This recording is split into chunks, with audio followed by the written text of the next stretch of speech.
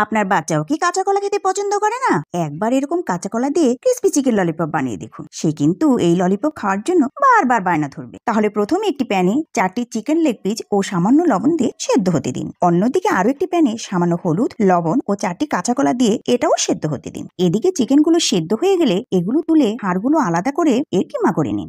এখন এর মধ্যে কাঁচা কলাগুলো চুলে দিয়ে দিন। এরপর এর মধ্যে দুটো ব্রেড, হলুদ গুঁড়ো, কাশ্মীরি লঙ্কার গুঁড়ো, ধনে গুঁড়ো, গোলমরিচ গুঁড়ো, লবণ, পেঁয়াজ কুচি, রসুন কুচি, আদা কুচি, লঙ্কা কুচি ও ধনেপাতা কুচি দিয়ে আরো একটু ভালোভাবে মেখে নিন। এবার চিকেনের হাড়গুলোতে মশলাটি দিয়ে লেগ পিসের শেপ দিয়ে দিন। অন্যদিকে হাফ কাপ ময়দা, 1/3 কাপ কর্নফ্লাওয়ার, একটি ডিম, লবণ, আদা রসুন পেস্ট, কাশ্মীরি লঙ্কা ও সামান্য জল দিয়ে এরকম ঘনত্বের একটি ব্যাটার তৈরি করে নিন। এবার লেগ পিস গুলো ব্যাটারে চুবিয়ে ব্রেডক্রামে কোট করে গরম তেলে উল্টে পাল্টে ভেজে নিলেই এরকম ক্রিসপি চিকেন ললিপপ রেডি। তাহলে আর কি, এই ধরনের চিকেন ললিপপ বানিয়ে বাড়ির সকলকে খাওয়ান আর নিজের গুণগান শুনুন। সাথে এইরকম আরো রেসিপির জন্য আমাকেও একটু ফলো করুন।